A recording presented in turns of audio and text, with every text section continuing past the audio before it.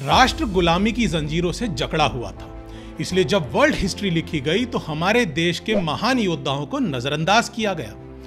भले ही उस व्यक्ति ने इंडियन हिस्ट्री में कितना ही बड़ा योगदान क्यों ना दिया हो, इस बात से कोई मुकर नहीं सकता है कि अगर श्रीमंत छत्रपति शिवाजी महाराज ने किसी यूरोपियन कंट्री में जन्म लिया होता तो उनकी वैभवशाली गाथा पूरे विश्व में सुनाई दे रही होती, विश्व के कोने कोने में उनकी जय जयकार हो रही होती। ऐसा भी कहा जाता कि उन्होंने पूरे संसार को प्रकाश से भर दिया है।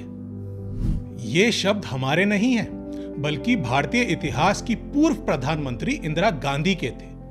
पूर्व भारतीय प्रधानमंत्री इंदिरा गांधी ने श्रीमंत छत्रपति शिवाजी महाराज को महान योद्धा कहते हुए यह भी कहा था कि आज के युवाओं को उनसे बहुत कुछ सीखने की जरूरत है। छत्रपति शिवाजी महाराज से सीखने की जरूरत तो उस दौर के हर युवा को थी।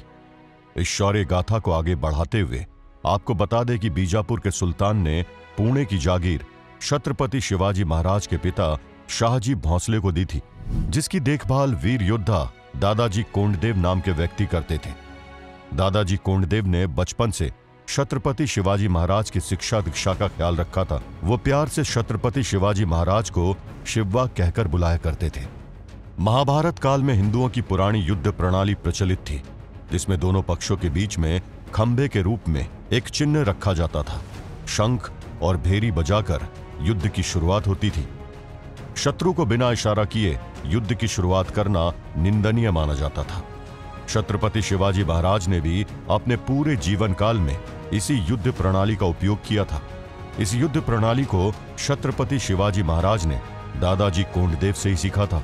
महाराष्ट्र में ऐसे कई लोग हैं जो दादाजी कोंडदेव को शिवाजी महाराज के गुरु के तौर पर याद करते हैं, लेकिन इसका एक दूसरा पहलू यह है कि कई हिस्टोरियंस का मानना है कि दादाजी कोंडदेव केवल जागीर को संभालने के काम किया करते थे। इस बारे में बात करते हुए इतिहासकारों ने कहा है कि दादाजी कोंडदेव छत्रपति शिवाजी महाराज के गुरु थे या नहीं, इस बात को लेकर पूरे महाराष्ट्र में दो गुट बने हुए हैं, या फिर यह कहना अधिक सटीक होगा कि लोग दो तरह की विचारधाराओं में बटे हुए हैं। इस बात को हम ऐसे समझ सकते हैं कि जब हम बचपन में शिवाजी महाराज आज के बेंगलुरु से पुणे आए थे, तब उनके पिताजी शाहजी भोंसले ने 10-12 लोगों की एक टीम को जीजाबाई और बालक शिवाजी महाराज के साथ भेजा था। उन्हीं में से एक दादाजी कोंडदेव भी थे, जिन्हें कई लोग दादोजी कोंडदेव भी कहते हैं। आपको बता दें कि दादाजी कोंडदेव और छत्रपति शिवाजी महाराज की माता जीजाबाई बालक शिवाजी को बचपन से ही विदेशी ताकतों और उनके आतंक के बारे में बताया करती थी। छत्रपति शिवाजी महाराज को मुगलों के इतिहास और उनकी नीतियों का परिचय दादाजी कोंडदेव ने ही करवाया था। साल 630 में अरब से मुगलिया सल्तनत की शुरुआत हुई। तब उनके सैनिकों ने यूरोप की तरफ नजर उठाई और स्पेन तक के देश को तबाह कर डाला। उनके सैनिक सिर्फ एक मकसद के साथ लड़ा करते थे कि जो भी उनकी कट्टरता को मानने वाला ना हो उसे जिंदा ना छोड़ो। ऐसी सोच के ऊपर छत्रपति शिवाजी महाराज की सोच थी कि शत्रु की स्त्रियों को भी हिंदवी स्त्री जैसा ही सम्मान मिलना चाहिए। ऐसी ही भारत की युद्ध नीति होनी चाहिए। भारतीय युद्ध नीति का अपना एक धर्म और एक शास्त्र है। इसी के साथ छत्रपति शिवाजी महाराज ने कहा था कि इंसानियत को आगे बढ़ाने के लिए हम युद्ध भी हिंदवी युद्ध नीति के हिसाब से लड़ेंगे। युद्ध नीति के बारे में आपको बता दें कि जब दूसरे देश युद्ध किया करते थे तो शत्रु की भूमि को तहस नहस करने की कोशिश होती थी, लेकिन मैगस्थनीज ने भारत के बारे में बात करते हुए कहा है कि भारत के वीर योद्धा ऐसा नहीं करते थे। वे शत्रु की भूमि को भी अपनी भूमि की तरह सम्मान देते थे। यही उनकी सबसे बेहतरीन युद्ध नीति हुआ करती थी, और इस युद्ध नीति के बारे में भी छत्रपति शिवाजी महाराज को मालूम था।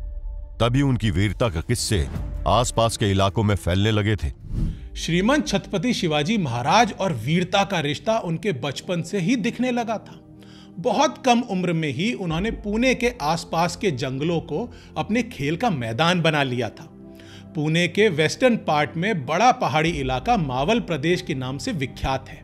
शुरुआत में शिवाजी महाराज ने इसी मावल से अपनी दोस्ती की शुरुआत की। बचपन से ही शिवाजी महाराज 12 मावल के हर गांव, जंगल, पहाड़ों में घूमा करते थे। उन्हें यह बात पता चल गई थी कि इस 12 मावल में रहने वाले लोग पिछड़े और गरीब जरूर हैं, लेकिन ये इतने वीर हैं कि शेर को भी अपने बल से हरा सकते हैं। छत्रपति शिवाजी महाराज को इस बात का अंदाजा हो चुका था कि 12 मावल के वीर लोगों को अगर कोई सक्षम नेता मिल जाए और उन्हें सही दिशा में मार्गदर्शन किया जाए तो ये लोग गाइडेड मिसाइल की तरह काम करेंगे। अगर कोई ये समझ रहा हो कि मावल इलाके की टोली बस घूमने फिरने वाले सामान्य लड़कों की एक साधारण टोली थी, तो ये सोच पूरी तरह से गलत है। श्रीमंत छत्रपति शिवाजी महाराज की नेतृत्व क्षमता के कारण मावल इलाके की ये टोली धीरे धीरे एक संगठित और मजबूत सेना में बदल रही थी। शिवाजी महाराज ने मावल के गांव और जंगलों में दोस्ती और सेना के लिए टोली बनाने की शुरुआत की। मावल इलाके में तैयार हो रही छोटी सी वीर नौजवानों की सेना कितनी मजबूत थी, इसका अंदाजा साल 1645 में लिखी गई एक चिट्ठी को पढ़ने के बाद पता चलता है। उस चिट्ठी को दादाजी कोंडदेव ने ही लिखा था। उस चिट्ठी के हिसाब से करीब 15 साल की उम्र में शिवाजी महाराज ने अपने साथियों को एक मंदिर में बुलाया और उनके साथ मिलकर हिंदवी स्वराज्य के लिए एक अखंड और बड़ी प्रतिज्ञा ली। दादाजी कोंडदेव द्वारा लिखित उस हिस्टोरिकल लेटर में लिखा है कि श्रीमंत छत्रपति शिवाजी महाराज की हिंदवी स्वराज्य के लिए ली गई अखंड प्रतिज्ञा भोलेनाथ के शिवलिंग के सामने ली गई थी। तब उनकी सेना के बहुत सारे साथी उनके सामने खड़े हुए थे।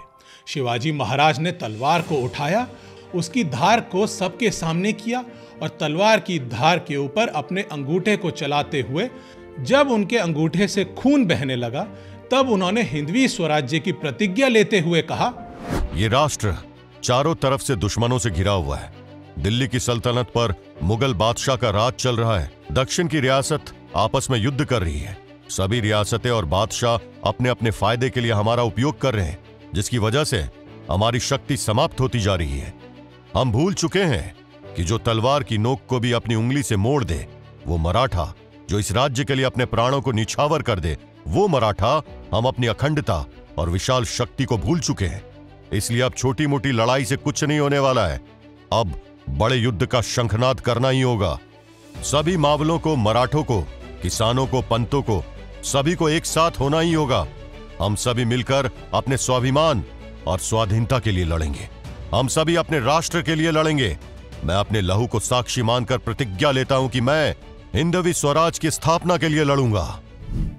मैं हिंदवी स्वराज्य की स्थापना के लिए लड़ूंगा। श्रीमंत छत्रपति शिवाजी महाराज के स्वराज्य की कल्पना इस पूरे राष्ट्र की प्रगति के उदय की कल्पना थी।